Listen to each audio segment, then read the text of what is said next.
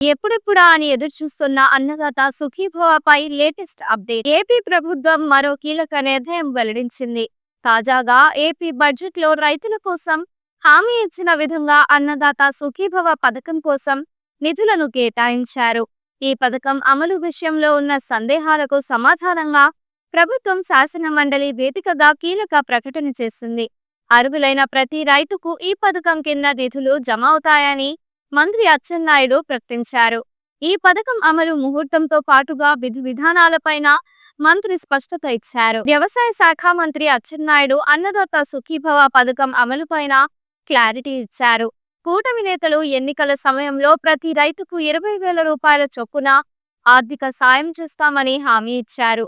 అధికారంలోకి వచ్చిన తరువాత తాజాగా ప్రవేశపెట్టిన 2025-26 వార్షిక బడ్జెట్లో ఈ పథకం కోసం నిధులను కేటాయించారు. గతంలో వైసీపీ హయాంలో రైతు భరోసాగా అమలు చేసిన పథకానికి అన్నదాత సుఖీభవగా పేరు మార్పు చేసిన కూటమి ప్రభుత్వం ప్రస్తుత బడ్జెట్లో ఇందుకోసం 9,400 కోట్లను ప్రతిపాదించింది. కావాల్సిన మొత్తం కంటే తక్కువగా నిధులు కేటాయించారని వైసీపీ ఆరోపిస్తోంది.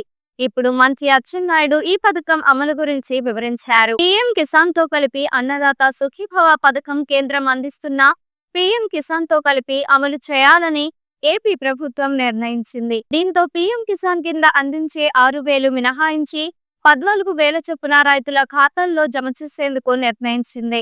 3 విడతల్లో ఈ నిధులను జమ చేయాలని ప్రతిపాదనలు వచ్చాయి. ఇప్పుడు మంత్రి అచ్చెన్నాయుడు ఈ పథకం రానున్న మే నెలలో ప్రారంభిస్తామని ప్రకటించారు.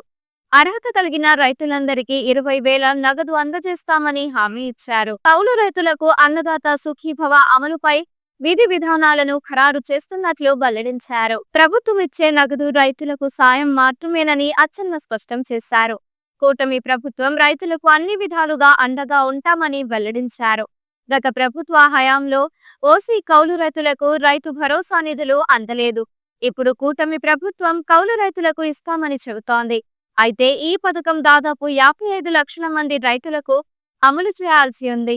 దీంతో ఇప్పుడు కౌలు రైతుల విషయంలో కూటమి ప్రభుత్వం ప్రకటించే మార్గదర్శకాల కోసం రైతులు వేచి చూస్తున్నారు.